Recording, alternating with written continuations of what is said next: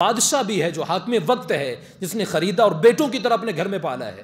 تو سیدنا یوسف علیہ السلام فرما رہے انہ ربی احسن مثوائی، یہ کیسے ہو سکتا ہے کہ میں اس رب کی نافرمانی کروں جس نے مجھے عزت کے ساتھ اپنے گھر میں رکھا ہے، ٹھکانہ دیا ہے، میری پرورش کی ہے.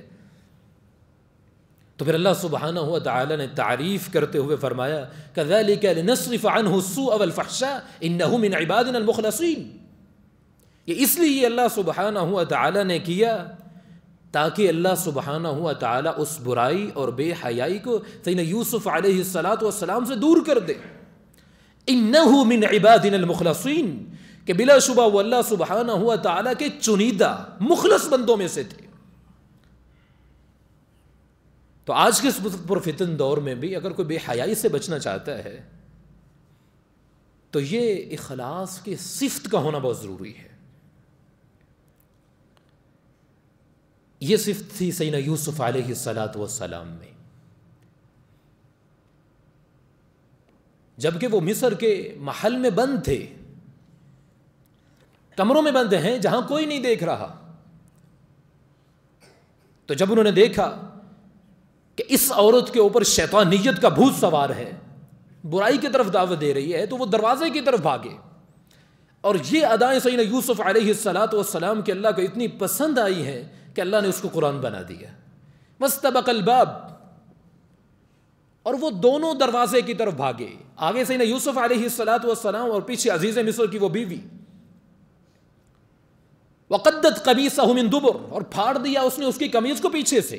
اب ظاہر ہے پیچھے کوشش کی اس کو پکڑنے کی، تو وہ جو قمیض ہاتھ میں آئی وہ پھٹ گئی.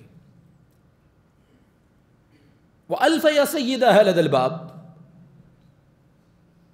اور دروازے پہ اچانک اس عورت کے خامد یعنی عزیز مصر کو پایا. اب ظاہر ہے اس عورت نے اس وقت کا انتخاب کیا کہ جب اس کا خامد گھر میں نہیں تھا. لیکن اچانک جب اپنے خامد کو دیکھا تو اس عورت نے پینترا بدلا. قالت ما جزاء من اراد باهلك سوءا الا يسجن وعذاب الیم. اس شخص کی کیا سزا ہونا چاہیے جو آپ کی گھر والی سے برائی کا ارادہ رکھتا ہے، اس کو کڑی سے کڑی سزا دی جائے یا اس کو جیل بھجوا دیا جائے. اب سیدنا یوسف علیہ السلام نے بھی اپنے بارے میں کچھ کہنا تھا تو صاف کہہ دیا قال ہی راودتنی عن نفسی، کہ یہ خود یہ ایسی ہے کہ یہ مجھے میرے نفس سے پھسلانے والی ہے. وشہد شاہد من اہلہا، اور انہی کے اہل میں سے ایک شخص نے گواہی دی. یعنی کہ وہاں موقع پہ پہنچ گیا اور اس نے دیکھ لیا یہ سارا ماجرا کیا ہے، اور وہ سمجھ گیا ہے. ایسی مدلت گواہی دی اس شخص نے کہ اللہ سبحانہ و تعالی نے اس کو بھی قرآن بنا دیا. اس نے کیا کہا ان کان قمیصہ قد من قبل فصدقت وهو من الکاذبین، اگر قمیص سامنے سے پھٹی ہے فصدقت، تو پھر یہ عزیز مصر کی بیوی سچی ہے، وهو من الکاذبین، اور یوسف جھوٹے ہیں.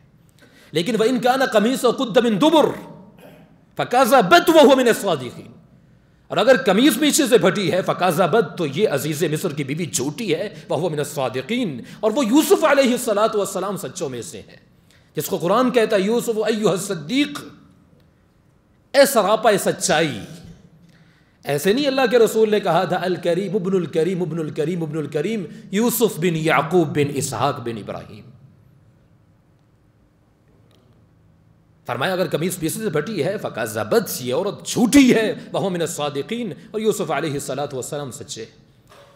اب عزیز مصر نے جب دیکھا فلما رأى قمیصہ قد من دبر، قمیص پیچھے سے ہی پھٹی تھی، پیچھے سے ہی پکڑا. یوسف بھاگ رہے تھے، شیطانیت کا بھوت اس عورت پہ سوار تھا، یہ اس کو اکسانا چاہتی تھی.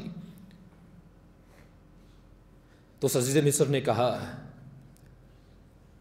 فلما رأى قمیصہ قد من قبل دبر قال انہ من کیدکن ان کیدکن عظیم.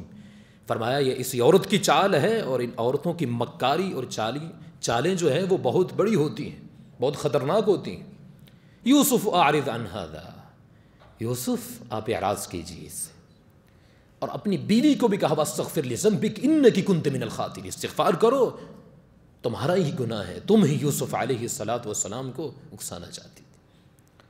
مخلص تھے تو اللہ سبحانہ و تعالی نے اس عورت کے پنجے سے بچا لیا، جبکہ وہ کمروں میں بند تھے۔